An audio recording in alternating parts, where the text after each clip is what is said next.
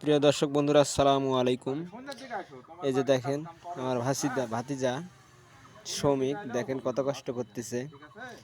এই যে কাওলার খুলেছিলাম, কাওলার খুলে লাগাইছে, স্পকেটটা খোলা ছিল, তাই জন্য স্পকেটে কাজ করে দিতেছিলাম। তাই জন্য মনে করেন যে স্পকেটটা লাগাইতে হবে, তাই জন্য শ্রমিক জ্যাক করতেছে।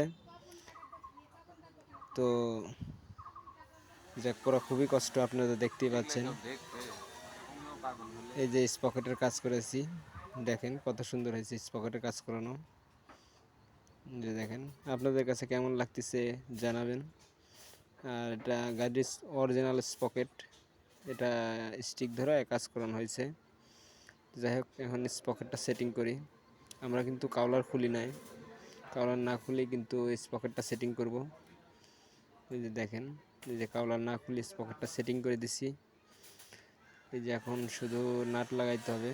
এই যে ভাতিজা শ্রমিক নাট লাগাইতেছে, কাওলার খুলেই নেয়, যে দেখতেই পাচ্ছেন। শুধু অ্যাডজাস্টিং রড ঢিল দিয়ে রাখছি, কাওলার খুলি নেয়। তো যাই হোক, প্রিয় দর্শক বন্ধুরা, যদি ভিডিওটা ভালো লাগে